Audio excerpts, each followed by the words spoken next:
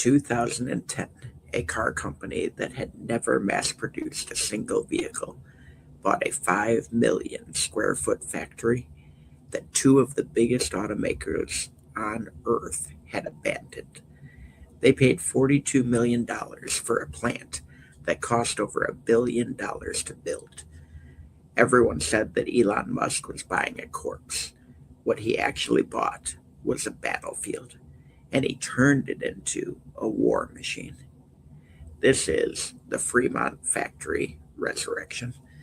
Hello, I'm Todd Hagopian, the original Stagnation Assassin. Today we are opening the vault on Tesla's acquisition and transformation of the Fremont factory in 2010.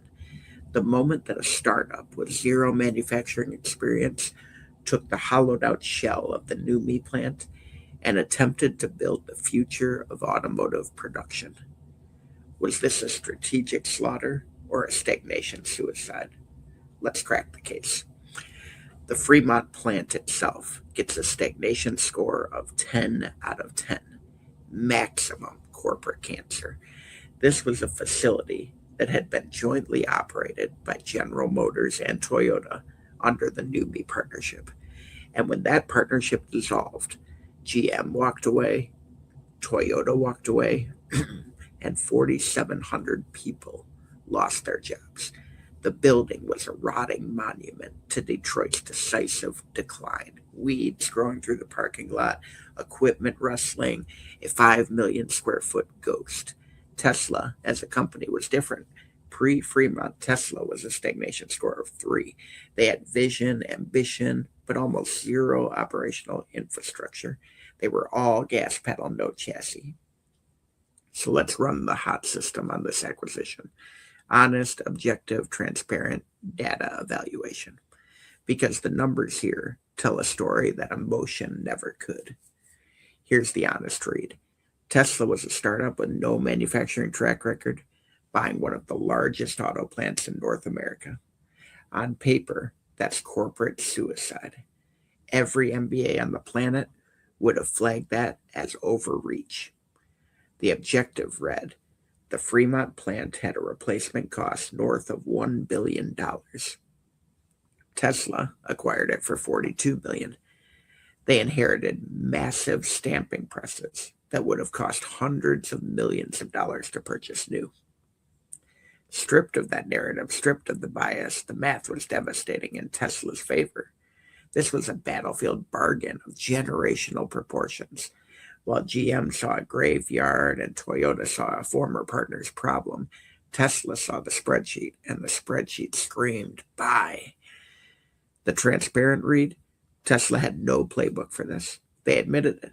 And that honesty, that willingness to say, we don't know what we're doing yet, but the asset is too cheap to ignore, is the kind of transparent tenacity that separates stagnation assassins from corporate politicians who need 12 committees and a consultant army before they buy a printer.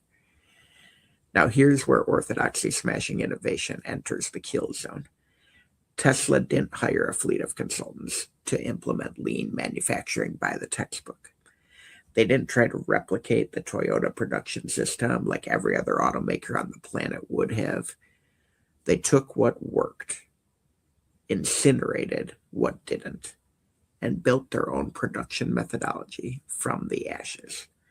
Every incumbent would have genuflected at the altar of Toyota. Tesla torched the altar, and they built a new one. That is sacred cow slaughter at an industrial scale.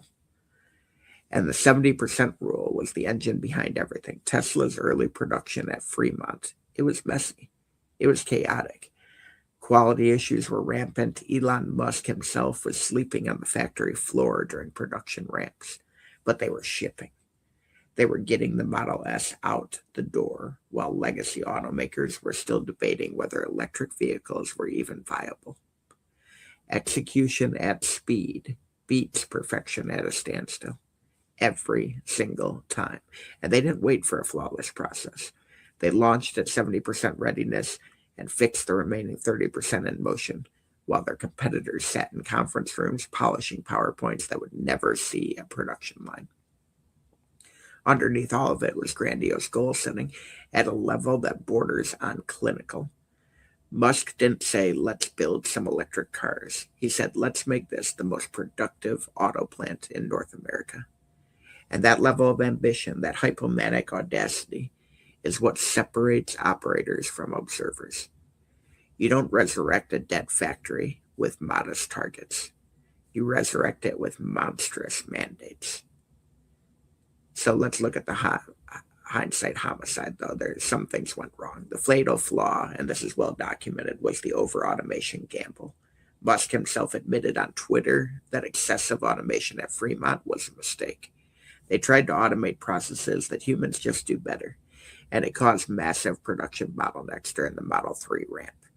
The alien dead note concept, a fully automated factory with no humans, was grandiose goal setting that crossed the line into the delusional territory. This is where the 80-20 matrix of profitability delivers the postmortem punch. Tesla failed to identify the vital few versus the vampire many. Not every process on the factory floor carried equal weight.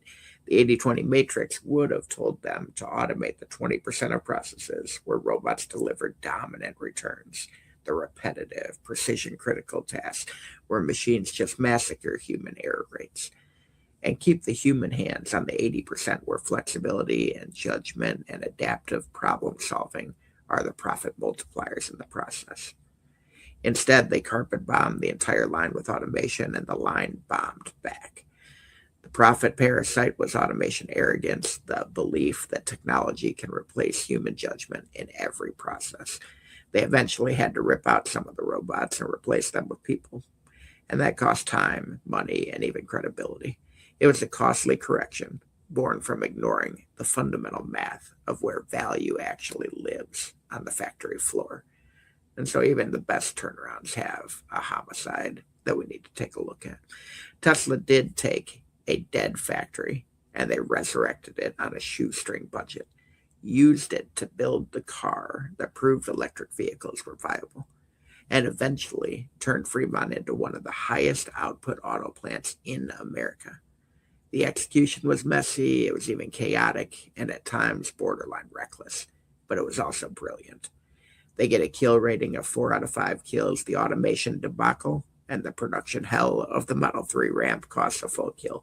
But the strategic vision, buying $1 billion asset for $42 million and using it to disrupt a century-old industry, that is stagnation assassination at a world-class level.